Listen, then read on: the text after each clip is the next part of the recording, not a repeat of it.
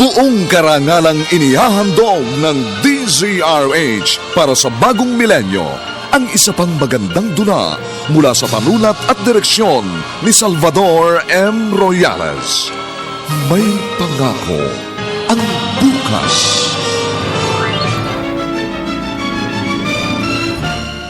Sinadya ko lumayo dahil ayoko maging pabigat sa'yo habang buhay.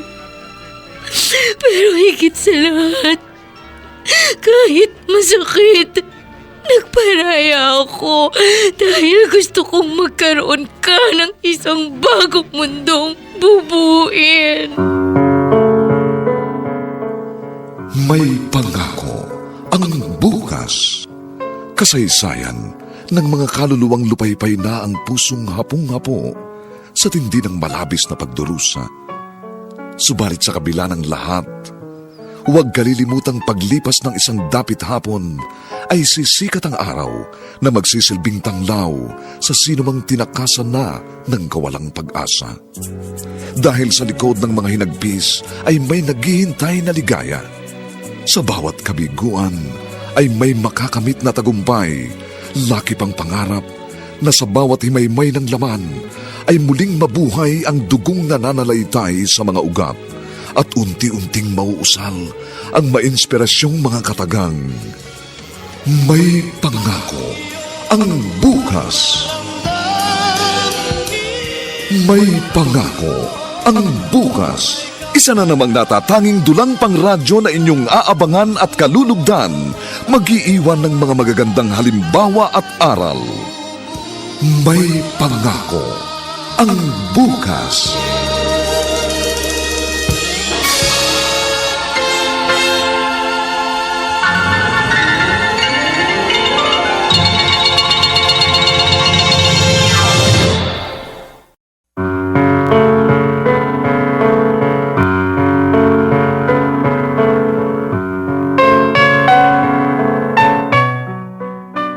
Magandang umagang muli sa inyong lahat, mga kaibigan.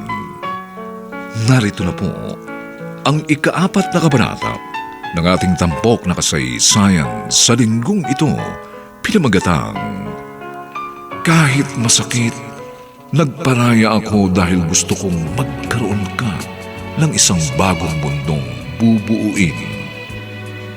Dito pa rin sa ating natatanging dulang May Pangako ang bukas.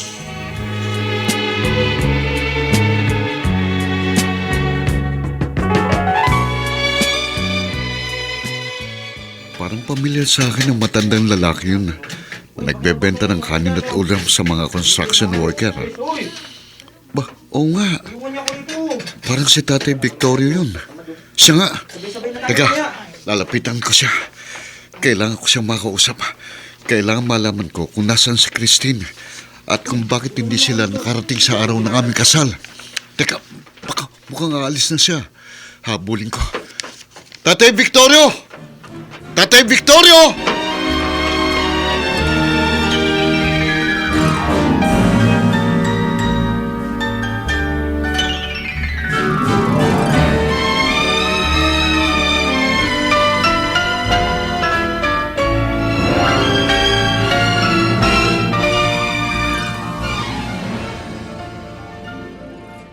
Arman, anong ginagawa mo dito?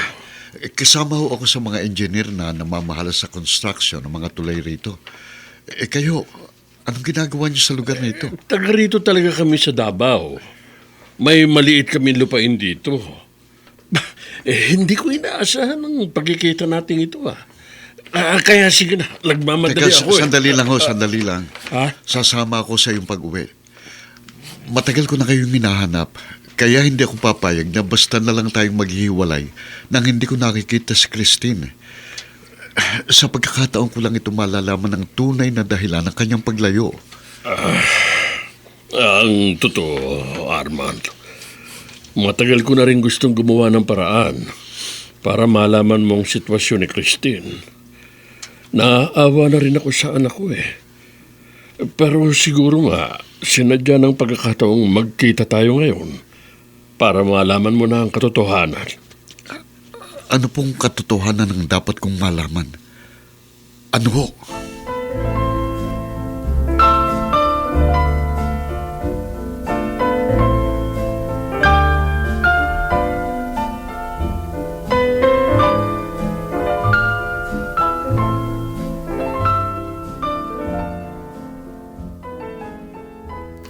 Hindi mo na ako dapat pang hinanap, Arman.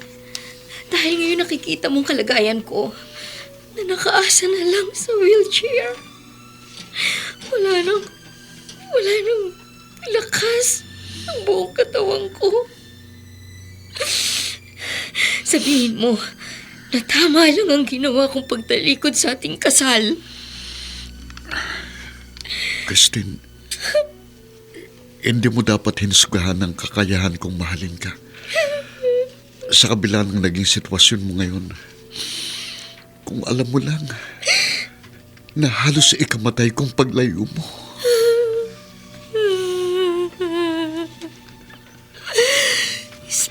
Spinocerebellar degeneration disease ang sakit ko, Arman. Isang sakit na hindi alam ang lunas. At habang tumatagal, lalong lumalala. Sinadya ko lumayo dahil ayoko maging pabigat sa'yo habang buhay. Pero higit sa lahat, kahit masakit, nagparaya ako dahil gusto kong magkaroon ka ng isang bagong mundong bubuuin. Christine, ito na nga pala si Darwin. Binili ko siya ng kompletong gatas para hanggang mamayang gabi. Mama!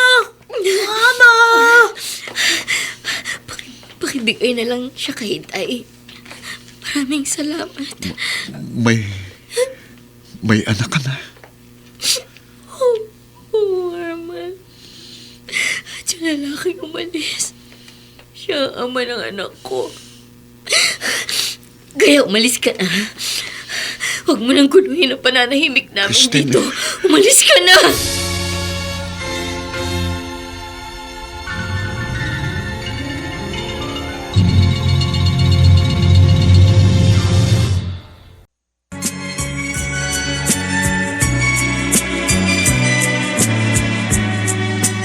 At ngayon, balikan natin ang tampok na kasaysayan sa ating dulang.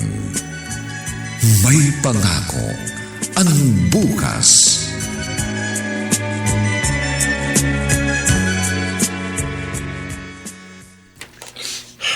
Anak, bakit hindi mo ipinagtapat kay Arman na anak niya si Darwin? Para ano, Tay? Para gawin niyang dahilan ng kalagayan ko para kunin sa akin si Darwin? Ikamamatay ko kapag nawala sa akin ang anak ko. Pero alam mo, hindi ganoong klaseng tao si Arman. Kaya kung ako ang magpapasya, karapatan niyang makilala ang kanyang anak. Hindi na niya dapat pang malaman ang tungkol kay Darwin. Ayoko na rin gumulo pa kasalukuyin niyang buhay. Kung ano man meron siya ngayon. At saan mo dadalhin ang mga alahas ko, Bernadette? Mama? I'm asking you! Saan mo dadalhin ang mga alahas ko? May kausap akong isang customer. Gusto niya makita yung mga alahas natin. Mahusay siyang magbayad, Hindi mo Mama. dapat pinakikialaman ang mga alahas ko nang hindi ko alam. Ibalik mo lahat ang mga iyan sa kaha. Balik mo! No way, Ma! Ah. Kailangan ko mga ito ngayon. Kaya paraanin niyo ako, okay? Magbalik ka rito! Bernadette! Akin na ang mga alahas ko! Ibalik mo ang mga iyan dito!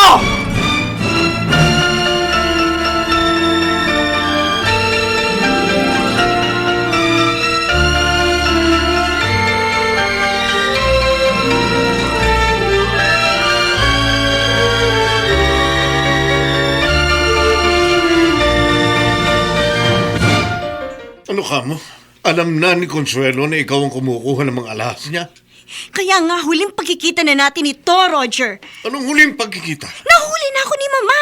Sa palagay mo ba, hahayaan na lang niya maubos sa mga alahas niya? Eh kung isumbong niya ako kay Arman. Aray! Wala akong pakialam. Kung magsumbong pa sa anak niyang tanga matandang yun. Aray ko! Huwag ka magbibiro, Bernadette. Baon ako sa utang sa kasino, kaya hindi ka pwedeng basta na lang umayaw. Kailangan ko ng malaking halaga. Aray ko! Narinig mo? Ayoko na nga! Ayoko na! Sawa na ako sa mga panluloko ng tao! Gusto ko na ng maayos na buhay. Huh? Bakit hindi mo maintindihan yan? Ayos na buhay pala. Eh kung pasabugin ko ang ulo mo ngayon sa pamamagitan ng baril na ito, sa palagay mo ba, makakapabuhay ka pa ng maayos kung patay ka na? Sige! Iputok mo yung baril mo! Kala mo ba, natatakot ako? Bukas ng gabi ang huling taning sa akin nung pinagkakautangan ko sa kasino. Kaya magdala ka rito ng kalahating milyong bukas ng hapon. Kapag hindi ka tumupad, hahantingin kita kahit saang impyerno ka pa magtago.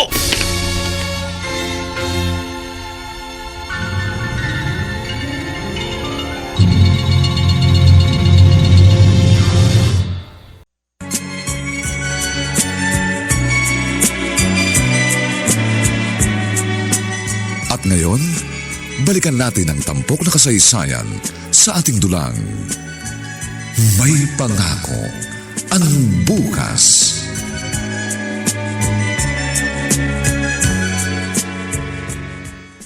Itay, pangatlong araw na po ito. Taas-taas na po na lagnat niya. Suka rin siya ng suka. At saka tingnan niyo po, may lumalabas na mga pantal-pantal sa balat niya. Kailangan na natin siyang itakbo agad sa ospital. Ganyan ang mga sintomas ng dengue. Baka na-dengue na nga ang apo ko, ah. Oh, tumawag na po kayo ng tricycle, Itay. Oo. Tumitirik na ang mata ng anak ko. Oo, hihintayin niyo ako dyan. Babalik agad ako.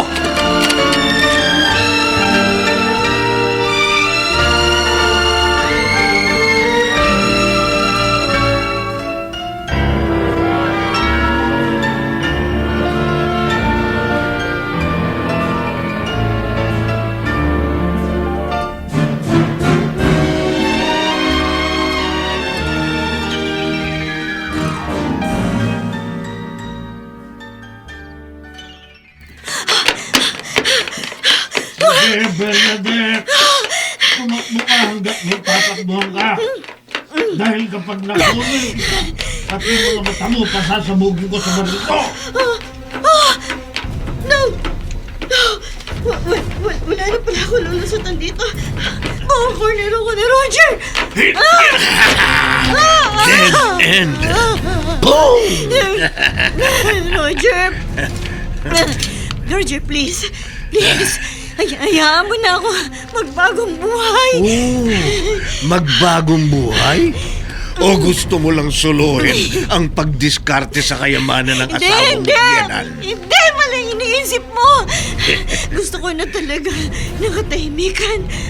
Magkaroon ng maayos na pamilya. Dahil sa hindi mo pagtupad sa usapan natin, alam mo bang hinahunting ka rin ako ng mga pinagkakautangan ko? Pero bago nila ako mapatay, ikaw munang itutumba ko. Roger, wag! Wag, maawa ka sa akin. Pasensya na, Bernadette. Wag! Pero ganito ako maawa.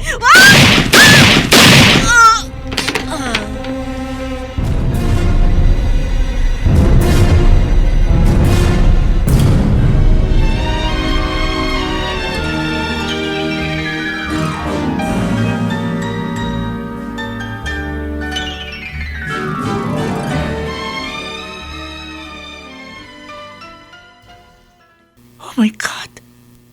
Si Bernadette! Si Bernadette ang sinasabi sa balita na pinatay ng kanyang lover sa isang dead-end street sa Pasay. Oh, I can't believe this! All the while, niloloko ba niya si Arman?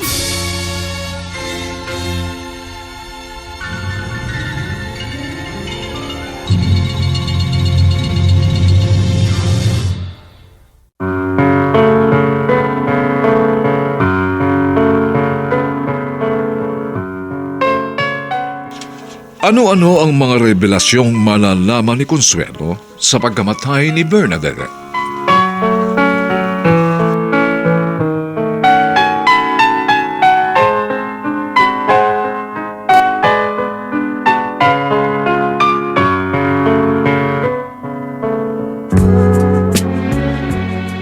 Mga nagsiganap, Phil Cruz, Dante Castro, Lionel Benjamin, Susan Robles, Chiquit Amor, at si Vilma Borromeo sa papel na Christine.